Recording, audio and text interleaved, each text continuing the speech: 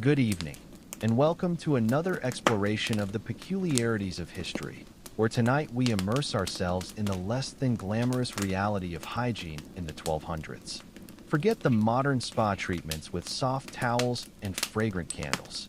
No, tonight's journey takes us into the world of medieval cleanliness, where bathing was not a simple, relaxing luxury, but a complex and somewhat questionable ordeal. In the 1200s, hygiene was not about the standards we hold dear today. For many, it was a matter of necessity mixed with superstition and limited resources. When we think of hygiene in medieval times, we often picture a world where people lived in filth. And while that's not entirely inaccurate, it's also a bit of an oversimplification. Hygiene, as we understand it today, didn't exist in the same way. Instead, people had a complex system of habits and beliefs that shaped their daily routines, largely influenced by limited access to clean water, rudimentary infrastructure, and a very different understanding of disease. Most peasants in the medieval era believed that bathing too often was harmful. They thought that washing would open the pores, allowing disease to enter the body. Hygiene was not about being sterile, as it is today. It was about avoiding demons, spirits, and ill health that were believed to be carried by water vapor and steam. In this context, cleanliness wasn't merely physical, it was spiritual, and that made the rules around it vastly different from what we would expect today. Bathing, when it did occur, was often done in public bathhouses. These bathhouses were large, shared spaces, typically constructed from wood, where hot water was poured into communal tubs. But, unlike the pristine baths of modern spas, these were places of crowdedness, where the water was rarely cleaned between customers. Think of it as a mix of a medieval version of group therapy, minus the breakthroughs, accompanied by floating hair and other unappealing remnants. These bathhouses were often the center of gossip, matchmaking, and sometimes illicit activities. In some ways, they served as both public hygiene facilities and community hubs where secrets and stories were exchanged. For peasants who couldn't afford to visit public bathhouses, the process was far more rudimentary. Bathing at home was a challenge. A wooden tub, a bucket of water hauled from a well, and the warmth of a fire were all the luxury most could afford. The water was heated by hand, and the tub, reused over and over by multiple family members, became progressively dirtier as the session went on. By the time the youngest child took their turn, the water would have taken on the texture and color of thin gravy. Soap, when it existed, was typically made from animal fat and ashes, and it had the consistency of a lumpy paste that did more harm than good, often removing dirt and skin in equal measure.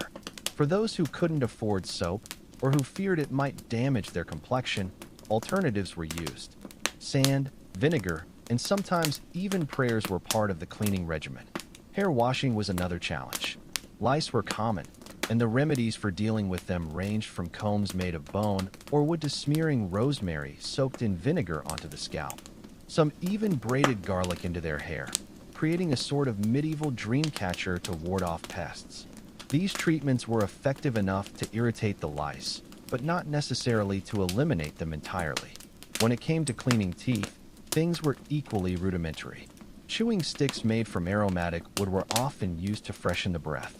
In wealthier households, crushed eggshells, charcoal, and salt were combined to create a rudimentary form of toothpaste. But the focus was not on preventing cavities. Such a concept hadn't arrived yet. Instead, the goal was to avoid offending others with bad breath.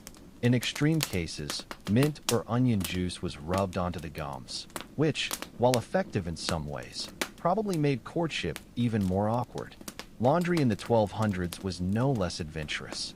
Most clothing was made from wool or linen, and peasants often wore the same garments for days, if not weeks. Underwear, when it existed, helped absorb sweat and grime, but outer garments took the brunt of the wear. Washing involved hauling clothes to the nearest river, scrubbing them on flat stones, and beating them to remove dirt. This was no quick task. Washing clothes was labor-intensive and time-consuming, typically done a few times each season when the smell became impossible to ignore. Once cleaned, the clothes were hung on bushes or fences to dry, sometimes over livestock pens, which led to some awkward situations. Despite all of this, medieval people did make an effort to smell better. Scented herbs were carried in pouches, and lavender was rubbed on wrists to mask the natural odors of life. Wealthier individuals might even own perfumed gloves or balls of ambergris, a waxy substance from whale intestines that, for some reason, became highly fashionable. If you could afford it, you masked your natural scent with something just as strange. If not, you simply hoped that everyone else smelled worse than you. Even with all these attempts at cleanliness, the medieval world was not exactly fragrant by modern standards. Cities developed their own distinct odors, with London being particularly infamous for its mixture of fish markets, tanning pits, and communal waste. Homes, too, contributed to the overall aroma. Without chimneys, smoke from cooking fires lingered on walls, skin, and clothing. Add in damp straw bedding and livestock wandering through the door, and you had an atmosphere that could only be described as agricultural with notes of despair. Still, people found ways to cope. Dried herbs lined their homes. Resin and incense were burned during visits. And in wealthier households, servants sprinkled floors with fragrant rushes to mask the more pungent realities. Despite the dirt, the stink, and the grime, medieval people tried, sometimes with surprising creativity, to manage their hygiene. Their systems were adapted to the realities of limited water, poor infrastructure, and a vastly different understanding of disease. In a world where cleanliness wasn't the goal, but survival and social etiquette were, they found ways to make do. In a time when personal hygiene was more about ritual than practicality, medieval people did not shy away from the challenge of maintaining some semblance of cleanliness. The medieval world was a place where modesty and cleanliness went hand in hand, yet the standards were vastly different from what we expect today. For most, bathing was not a daily event. It was a rare and significant undertaking, and for some, even a luxury. But it was more than just a matter of personal care. It was a communal affair, marked by traditions, beliefs, and the occasional scandal. Bathing in the medieval era wasn't simply about getting clean. It was an elaborate process, an intricate performance that required both patience and creativity. Wealthier individuals were fortunate enough to own large wooden tubs, often barrel-shaped with handles for easier transport. These tubs, often placed near a hearth for warmth, were filled with water carried in by servants, an exhausting process that required numerous trips with heavy buckets. By the time the tub was full, the water had typically cooled to lukewarm temperatures, and there was always the unfortunate reality that it wasn't as pristine as one would hope. Some people tried to filter the water through a linen cloth to remove floating debris, but this was hardly a foolproof method. Soap, if it was available, was rudimentary at best. It came in the form of lime mixtures or hard cakes made from animal fats, and its scent could best be described as a blend of burnt wood and bacon. If that wasn't unpleasant enough, the texture of the soap often left much to be desired, and many chose to forego it altogether, especially when the luxury of a warm bath was rare enough to justify any discomfort. In towns, public bathhouses were the norm. These were far from the luxurious Roman baths we might envision. Instead, they were large, communal spaces that resembled barns or sheds, filled with steam and the unmistakable odor of boiled bodies mixed with the sharp scent of herbs. The baths were often divided into separate rooms with varying temperatures, a hot chamber for soaking, a warm area for resting, and a cool room where bathers could rinse off and regain their composure after leaving the steam. Bathers would enter in shifts, each group soaking in shared tubs or individual barrels, enduring a strange blend of discomfort and mild pleasure. In exchange for a small fee, patrons could enjoy the luxury of scented herbs like lavender, mint, or sage, which were added to the water in an attempt to mask the odors of sweat and steam. There were also attendants who offered scrubbing services, ranging from gentle massages to aggressive attempts at exfoliating the skin. Despite these efforts, however, the hygiene of these bathhouses was often questionable. The same water, replenished throughout the day, was used by multiple bathers, leading to suspicions of its cleanliness. Some patrons swore by the benefits of a bath, claiming it left them feeling refreshed and purified. Others, however, were less convinced and believed the bathhouses were more about social interaction than actual cleansing. Still, the popularity of bathhouses soared, especially in larger cities, where they served as social centers for gossip, matchmaking, and occasionally illicit activities. For the clergy, however, bathhouses presented a moral dilemma. The church was deeply suspicious of public bathing, especially the mixed-sex baths, which were seen as an invitation for sin. While cleanliness was associated with godliness, too much enjoyment in the bathhouse raised concerns of moral decay. Some regions even outlawed mixed bathing, while others, perhaps more lenient, allowed it during festivals, where the lines between cleanliness and temptation often blurred. The church's unease about the bathhouse culture didn't just stop at mixed bathing. It extended to the very act of bathing itself. For many priests, the idea of excessive bathing seemed akin to vanity, a notion that bordered on heresy. As we journey further into the medieval world, it's important to remember that hygiene, in all its peculiar forms, was intertwined with daily survival. Life in the 1200s required constant adaptation, whether it was to harsh living conditions, limited resources, or the deeply ingrained superstitions about cleanliness. For many, the concept of hygiene was less about following a standard of cleanliness as we know it today, and more about engaging in a series of rituals meant to stave off evil and maintain social order. In this era, the very idea of cleanliness was fluid and often contradictory.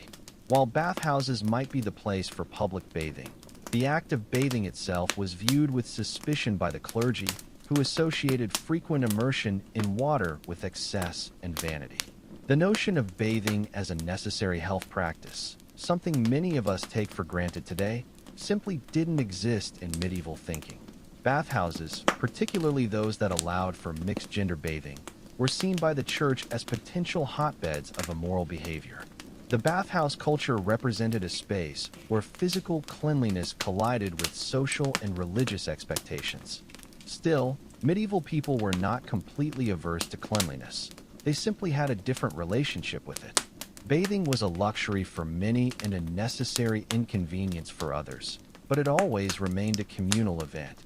The very nature of public bathhouses, where strangers bathed side by side, spoke volumes about the lack of privacy and the value placed on community rather than individual comfort.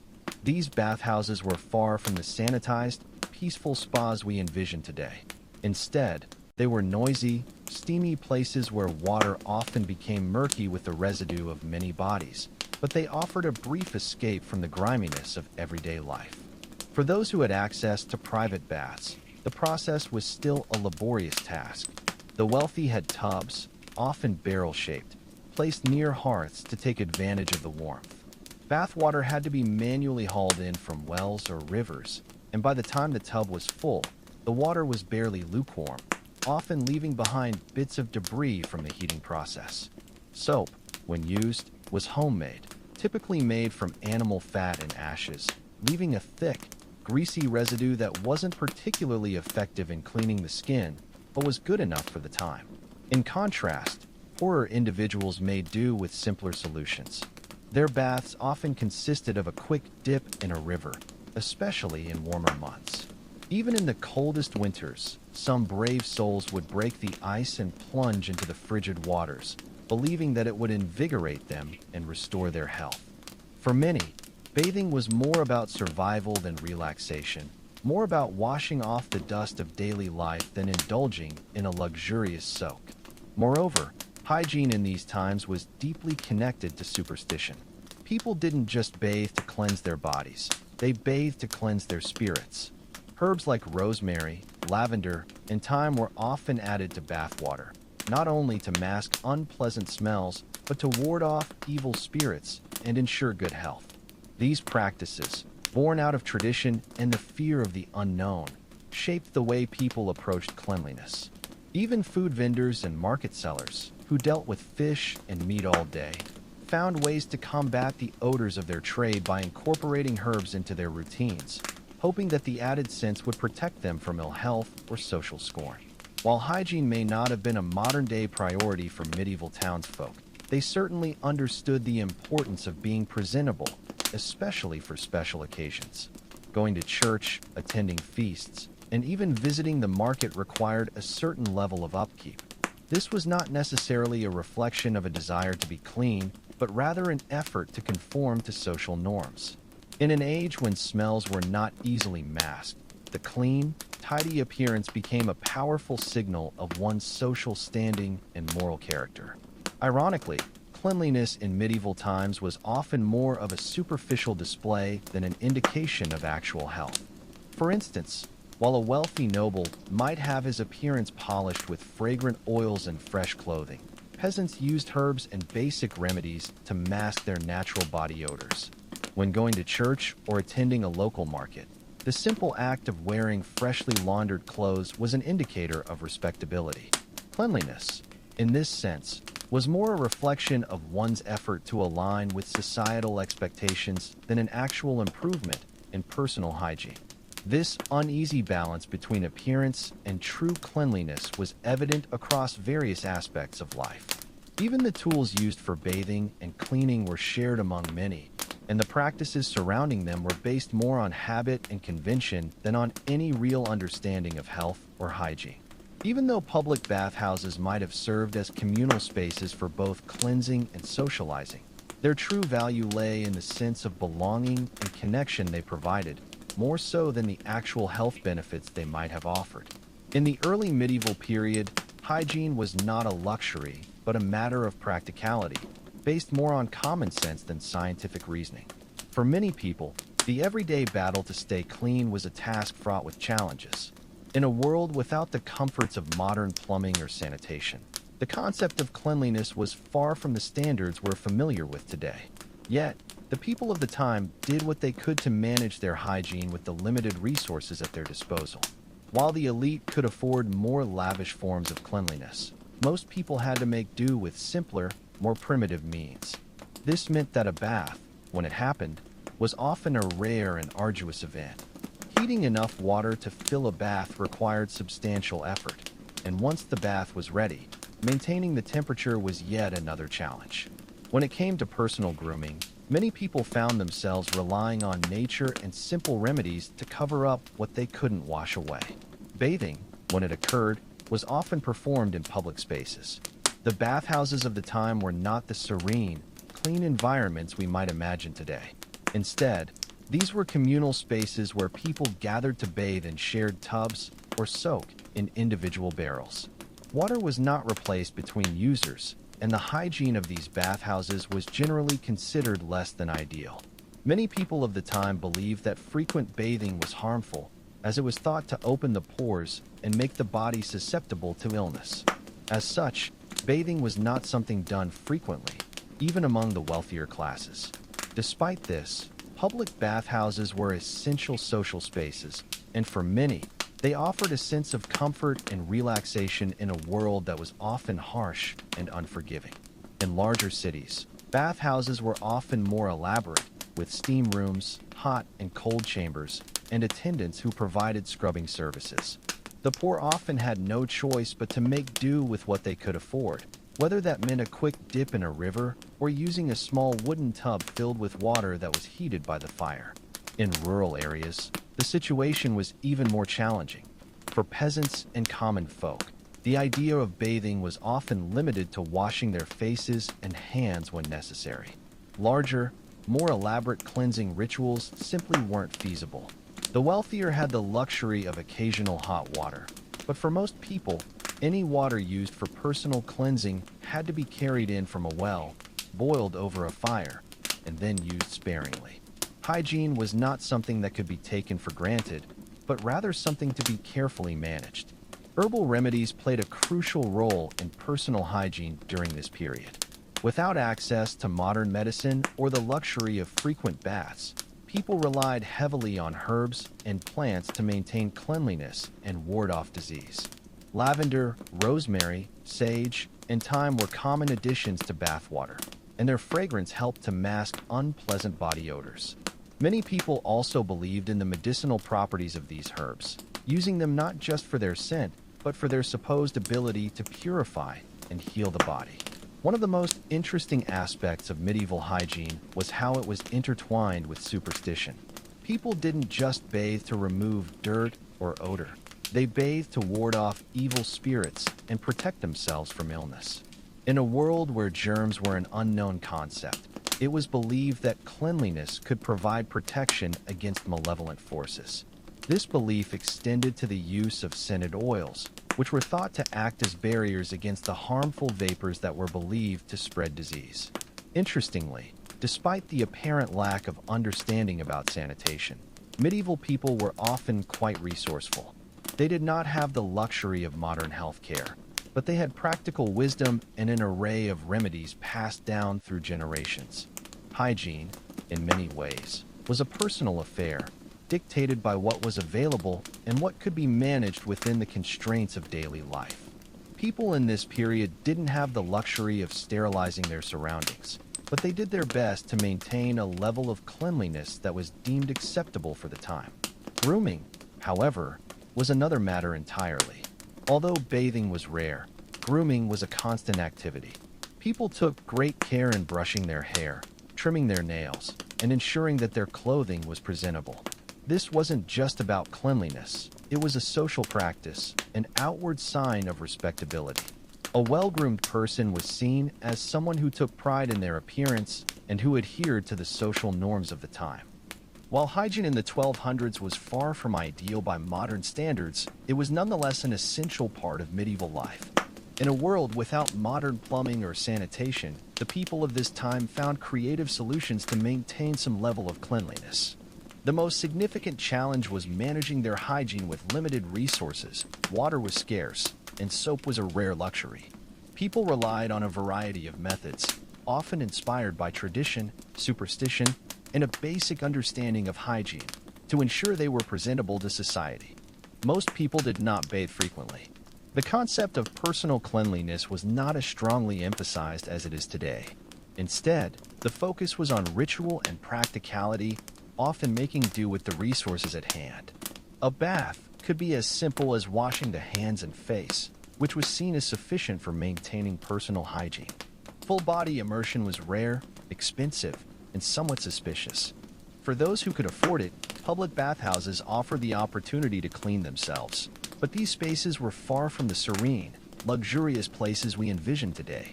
Bathhouses were noisy, steamy environments where people bathed in shared tubs, often with little concern for hygiene. For those who could not afford to visit the bathhouse, water was a precious commodity, and bathing was done as infrequently as possible. Water had to be hauled by hand, usually from a well or nearby river, and heated over a fire. By the time the water reached the bath, it was lukewarm at best, and it could take hours to prepare. The process was exhausting, and the water often became cloudy with the dirt and debris from the body. Even when the water was clean, it didn't stay that way for long, as multiple people would use it in succession, making it unsuitable for a truly thorough cleanse.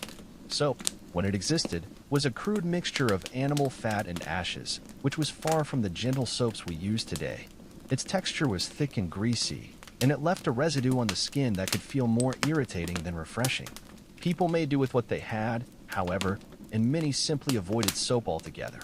Some used sand or ash to scrub away dirt, while others relied on herbal remedies like rosemary, lavender, and thyme to mask body odor. These herbs were also believed to have medicinal properties, which added to their popularity in the medieval world.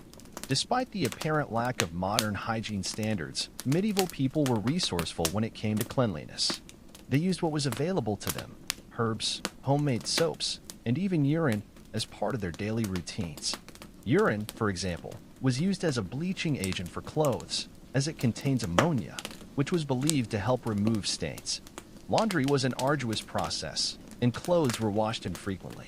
Linen undergarments were cleaned more often than outer garments, which were rarely washed due to the difficulty of handling wool, which shrank in water. Instead, woolen tunics were aired out, beaten with sticks, or hung over burning herbs in hopes that the smoke would help clean them. In wealthier households, the cleaning process was somewhat more luxurious. Servants would boil water and scrub the garments by hand, using ash to soften the fabric and remove stains. The scent of freshly laundered clothes was often masked by lavender or rosemary, and clothes were carefully stored in chests or hung from rafters to avoid pests. In poorer homes, clothing was stored haphazardly, and garments were often shared or passed down. Mending was a regular part of life, and patched garments were a sign of thrift, not shame. While cleanliness was important, appearance was just as crucial, if not more so.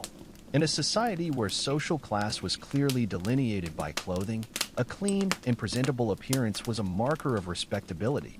People were constantly concerned with how they looked, especially when attending church or social events. Wealthier individuals might wear fresh clothes and make sure their hair was neatly combed, while the poor often had to make do with the same garments for weeks on end. Despite this, people took pride in their grooming, even if it was a rough and ready process. A clean face, combed hair, and neatly maintained nails were seen as signs of a respectable person, and many took care to ensure that they met these standards, even if their circumstances were less than ideal. By the time of the 1200s, the world was beginning to see hygiene in a new light, though this vision was still shaped largely by superstition, tradition, and practical necessity.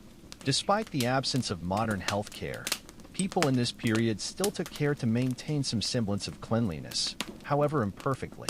It wasn't just about maintaining personal hygiene. It was also about protecting oneself from the invisible threats that surrounded them, from illness to bad luck. One of the most interesting aspects of medieval hygiene practices was the role that superstition played in everyday life. People often bathed not just to remove dirt, but to ward off illness and evil spirits. This idea was particularly prevalent in the use of herbs. Lavender, rosemary, and thyme were common additions to bathwater, not only to mask body odor, but also because they were believed to have medicinal properties. These herbs were thought to purify the body and soul, helping to ward off both disease and misfortune. Another curious aspect of medieval hygiene was the communal nature of bathing. In the 1200s, bathhouses were not merely places to cleanse the body, but social hubs where people gathered to converse, gossip, and sometimes even court. These bathhouses, though far from luxurious, were often the only places where people could experience a proper bath.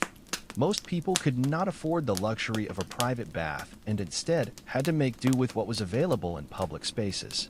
The wealthy might own a large wooden tub that was filled with water hauled by servants, but for most, the bathhouse was the only place where they could truly clean themselves. Despite the common use of bathhouses, their hygiene left much to be desired. Water in these public baths was rarely replaced, and the same water would often be used by multiple bathers throughout the day. In some bathhouses, attendants would skim the top of the water with a reed strainer to remove debris, but this was only a minor improvement. The water was often murky, and bathers could rarely be certain of its cleanliness. Nevertheless, these bathhouses were extremely popular, offering a rare opportunity for a bit of warmth, relaxation, and social interaction. Interestingly, the church's stance on bathing was complicated. While cleanliness was often associated with holiness, the church also frowned upon excessive bathing. To bathe too frequently was to indulge the flesh, and the church warned against vanity and excess in personal care. Some religious figures, like St. Thomas of Canterbury, were praised for abstaining from bathing altogether, a form of asceticism that was seen as a sign of spiritual purity. Other saints were believed to have refrained from bathing to prove their devotion to God, living lives that were deliberately uncomfortable and unclean as a testament to their faith. Despite these religious reservations, bathing was still an important part of medieval life. For many, it was a necessary evil, a way to feel refreshed in a world where the air was thick with the smell of smoke, livestock, and unwashed bodies. The act of bathing, while not frequent, became a ritual in itself, an attempt to reclaim some semblance of personal control in a world that often felt dirty and chaotic. But beyond cleanliness, bathing was a communal experience, a shared act of connection that allowed people to interact in a way that went beyond the mundane routines of daily life. In this sense, bathhouses were as much about socializing as they were about cleanliness. They were the hubs of the medieval world where information was exchanged, relationships were formed, and sometimes even business was conducted. In many towns, bathhouses were the places where you could catch up on the latest gossip, hear the news of the day, or even find a new romantic partner. This social aspect of bathing was so ingrained in medieval culture that even the clergy could not entirely suppress it. Despite their misgivings about mixed-sex bathing and the perceived moral risks, the bathhouses remained a vital part of medieval society. In the medieval world, hygiene was about more than just cleaning the body. It was also tied to social rituals, moral judgments, and a constant negotiation between personal cleanliness and the demands of society. People adapted their practices not only to their environment but also to the social codes of their time. When it came to personal grooming, appearance played a pivotal role in how one was perceived by others, whether in the context of religion, politics, or day-to-day social interaction. One of the most curious practices in medieval hygiene was the removal of body hair. While today, grooming is largely an individual choice, in the 1200s, body hair removal was often driven by necessity or social pressure. Lice infestations were common, and removing body hair was a practical way to reduce the number of these parasites. In some regions, people removed underarm or leg hair with tweezers or scraping blades, especially if they were dealing with lice. For others, body hair was left to grow naturally, but the presence of lice often prompted more frequent cleaning rituals. The common practice for grooming often involved using tools that were shared by many. Combs, which were made of bone, wood, or horn, were used not just for detangling hair but also for hunting lice. These combs were essential for personal hygiene, and combing one's hair in public was not uncommon. People did it during conversations, while eating, and even during church services.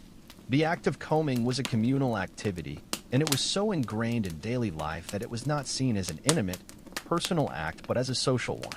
In addition to combs, the medieval world had its own set of remedies to deal with lice. Herbal mixtures, oils, and even smelly concoctions like garlic paste were applied to the scalp to either remove or repel the pests. One particularly notorious remedy involved rubbing a mixture of ashes and animal fat into the scalp before combing it vigorously, a treatment that was just as likely to make the lice flee as it was to cause an unpleasant odor. These practices were common and necessary for the time, as lice were ubiquitous and hard to avoid, especially in a society with limited access to water and hygiene facilities. Despite these efforts to combat lice, personal grooming was still often a social activity. Wealthier individuals had the luxury of regular grooming, sometimes with the help of servants who would trim hair, wash feet, and even apply scented oils to their hair. However, for most people, grooming was a more modest endeavor. Even so, it was not just a matter of personal comfort. It was a way of signaling one's social status and level of respectability.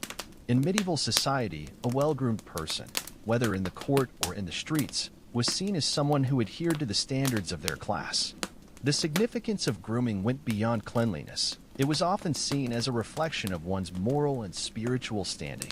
The church, with its conflicting messages about physical cleanliness and modesty, played a pivotal role in shaping medieval grooming practices. On one hand, the church recognized the importance of cleanliness for health and sanctity. On the other, it cautioned against vanity and excessive focus on outward appearance. This moral tension created an environment where bathing and grooming were seen as necessary but potentially sinful acts. For many medieval people, grooming was a regular and public performance. The simple act of combing one's hair or washing one's hands could send a message about personal care, social standing, and respect for others. It was a form of communication, signaling both effort and intention. In some ways, the medieval obsession with cleanliness was a form of survival in a world full of dangers and uncertainties. Grooming also helped people navigate the practical challenges of everyday life. In a time before deodorants and proper sanitation, one's appearance could be the difference between being accepted or rejected in social circles. The smell of one's body could be a powerful social tool. A clean and pleasant scent could signal good health or moral purity, while an unpleasant odor could mark someone as lowborn or unclean. The act of washing or anointing the body with fragrant oils was not just about personal hygiene, it was about making a statement. Despite the seemingly chaotic nature of medieval hygiene, certain aspects of personal care began to evolve into more structured practices. In the 1200s, public health was still an emerging concept, but there was a growing understanding of the importance of cleanliness, not just for personal health, but for the well-being of society as a whole. While the medieval understanding of hygiene was still rooted in superstition, The emphasis on appearance and cleanliness was not just about vanity, it was a matter of survival. The idea of public health was largely fragmented during this period, and hygiene was managed in a more ad hoc manner. There were no formalized sanitation systems, but some regions began to implement measures that helped maintain a degree of cleanliness. In some medieval towns, communal latrines were built with running water, often fed by nearby streams. These public toilets, while far from hygienic by modern standards, were some of the more advanced sanitation facilities of their time. These latrines were usually shared, and in some cases, there were designated cleaning rotations among residents, making them cleaner than the privies and wealthier households, which were often neglected. Despite these improvements, waste disposal was still a communal activity, and hygiene measures were often reactive. For example, market areas were filled with the smells of food vendors, livestock, and human waste. If the smell became unbearable, people would scatter straw on the ground to absorb the odor, or light herbs like rosemary to create a temporary reprieve. In warmer months, the streets were often littered with refuse, which slowly liquefied into a stinky soup. This was a common feature in many medieval town centers, where waste management was more about preventing disaster than providing a clean environment. Waste disposal in these towns was mostly handled by gong farmers, individuals who would empty cesspits and cart away the waste to areas outside the town. These workers, though essential to the functioning of the town, were socially ostracized due to the nature of their job. They worked at night, scooping waste into barrels and dumping it in designated pits, which were often located far from the town. Despite their essential role, gong farmers were generally avoided by the rest of society, except when their services were needed, and their presence was rarely acknowledged. Barbers also had a unique relationship with hygiene, as their shops doubled as places for surgery. These craftsmen were responsible for more than just haircuts. They also pulled teeth, lanced boils, and performed rudimentary surgeries. The tools in a barber's shop were often used without much regard for cleanliness. The same blade used to shave a chin might also be used to perform minor surgery, and the floor was typically covered with straw, which was intended to absorb blood but also made the space smell quite unpleasant. Barbers would occasionally rinse their tools, but their hygiene practices were often rudimentary at best. As for dental care, the concept of oral hygiene in the 1200s was very different from today. Toothbrushes as we know them didn't exist, and most people used chewing sticks made from aromatic twigs like hazel, walnut, or licorice. The frayed end of the twig was used to rub against the teeth, helping to dislodge food particles and scrape off plaque. People also used cloths wrapped around their fingers to clean their teeth, dipping them in a variety of concoctions, such as crushed charcoal and salt, to freshen their breath. Some people even used vinegar, wine, or herbal infusions as mouthwashes. While these methods may have helped with basic dental hygiene, they were not effective at preventing tooth decay or gum disease in the long term. Despite the limited understanding of disease transmission and hygiene in the 1200s, people took measures to try and combat bad breath. Remedies for halitosis included chewing parsley, cloves, or fennel, all of which were believed to freshen the breath. Wealthier individuals might carry pomanders, small, ornate balls filled with perfumed herbs, which were used to mask unpleasant odors during conversation. Others relied on scented oils, with rosewater and lavender being the most popular options, though these were typically reserved for the wealthy. In the 1200s, sanitation was an ongoing struggle, but it wasn't entirely ignored. Public health was not yet a profession, but the increasing awareness of hygiene and the early signs of sanitation were becoming more prominent. As medieval cities grew denser, so did the complexities of waste management. While diseases such as dysentery and fever spread rapidly through cities, people began to recognize that waste and filth were linked to illness. The link wasn't fully understood, but there was an intuitive acknowledgement that cleanliness, however imperfect, could help mitigate some of the dangers. Waste disposal was a communal responsibility, but it was often a reactive rather than a proactive task. In most towns, waste was discarded in open ditches or worse, in rivers that doubled as both the city's water supply and a convenient sewage system. At the same time, the market areas and streets often became the repository for refuse, from food scraps to human waste. People would occasionally scatter straw to cover the stench, or light herbs like rosemary in an attempt to freshen the air. But by modern standards, these solutions were far from effective. Yet, Despite the unsanitary conditions, there were efforts to regulate hygiene. Many cities passed laws requiring the cleaning of markets, waste management, and even the regular cleaning of public areas.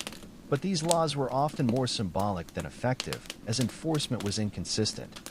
Still, these regulations signaled a shift in the perception of cleanliness. It became not just a matter of personal hygiene but a civic duty. Cities began to value cleanliness as a social obligation, and it wasn't just about preventing disease, it was also about maintaining order and upholding one's reputation. The perception of cleanliness also began to change. In medieval towns, a tidy stall or well-kept street corner could suggest that a merchant was honest, respectable, and cared about his trade. A well-maintained storefront was seen as a reflection of the soul inside, a sign that the individual took pride in their life and livelihood. While this idea was still in its infancy, it laid the foundation for the modern belief that cleanliness is tied to morality and social standing. Water quality became another critical issue. In many towns, wells were lined with stone, and great efforts were made to keep them clean. However, polluted wells were a common concern, and those who polluted shared water sources could be fined or publicly shamed. It was recognized that clean water was vital for health, though the understanding of bacteria or pathogens was still far from scientific. In terms of drinking, beer and wine were safer than water, not because they were cleaner, but because the brewing process killed many of the harmful pathogens found in unfiltered water. As a result, children drank weak ale, and adults drank stronger versions, not for enjoyment, but for preservation. Water was available, but it was often contaminated, making fermented beverages the safer option. People in towns and cities had to carefully balance cleanliness, appearance, and practicality in a way that allowed them to survive a world still governed by disease, superstition, and limited scientific knowledge. In the 1200s, hygiene practices were far from perfect, yet they carried a certain rhythm, shaped by necessity rather than any comprehensive understanding of cleanliness. Despite the lack of modern conveniences, medieval people managed to carve out routines that allowed them to cope with the overwhelming demands of daily life. The market was a prime example of this strange order. While hygiene was far from the modern standards we have today, it was still a central part of the medieval world's cultural fabric. Life moved in cycles of activity and cleanliness, sometimes frantic, sometimes ritualistic, but always necessary for survival. Medieval markets, with their mixture of smells, sounds, and vibrant activity, were at the heart of this daily struggle for cleanliness. Fishmongers, butchers, and bakers all worked in close proximity, creating a cloud of odors that defined the market atmosphere. While hygiene laws existed in some places, they were far from perfect. Rules required merchants to cover their wares, clean their stalls, and dispose of waste properly. However, enforcement was irregular, and it was not uncommon for inspectors to be bribed with food or for fines to be settled with produce. In the end, the market operated on a delicate balance between the need for cleanliness and the necessity of commerce. Despite the grim realities, people in the 1200s adapted to their environment with remarkable resilience. Hygiene was less about sterilization and more about rhythm, working, washing, and working again. It was a constant cycle of small actions aimed at maintaining order in a chaotic world. This repetitive routine gave a sense of control, especially in the face of disease, poor sanitation, and limited knowledge of pathogens. The goal was not perfection but survival. Every action, no matter how small, contributed to the maintenance of order. People also began to understand the importance of smell. The scent of fresh bread, roasting meat, or ripening apples was one of the few reprieves from the constant odors of the market. A clean, fragrant space was not just a luxury but a social signal. Clean clothes, combed hair, and a tidy stall became markers of respectability, integrity, and moral standing. In a society that placed great emphasis on outward appearance, these small acts of cleanliness were more than just hygiene. They were statements of social status and personal responsibility. Grooming, in particular, became an important ritual, especially for those with the means to afford it. For the wealthy, grooming was an intricate and often theatrical performance. They used scented oils, combs made of precious materials, and even hired attendants to ensure their appearance was impeccable. For the poor, grooming was more functional but no less important. A quick comb through the hair, wiping the face with a damp cloth, or cleaning the hands before meals were essential rituals. These actions were not merely about cleanliness, they were about maintaining a sense of dignity and respect. At the same time, medieval hygiene practices were deeply connected to the spiritual and moral dimensions of life. In many ways, cleanliness was equated with holiness. Churches were meticulously cleaned, and the act of washing was seen as not just physical purification, but also a way to prepare the soul for spiritual growth. The idea of ritual purification became central to medieval life, whether it was a priest washing his hands before meals or a pilgrim bathing before entering a sacred site. In this context, hygiene was as much about the soul as it was about the body. Even in rural areas, where access to bathhouses and public sanitation facilities was limited, cleanliness still played a vital role. Villagers washed in streams, dried clothes in the sun, and swept dirt floors with stiff brooms. The task was not glamorous, but it was necessary. It was a daily practice of maintaining order and combating the chaos of the natural world. Like their urban counterparts, rural people knew that hygiene, though far from perfect, was an essential part of their lives.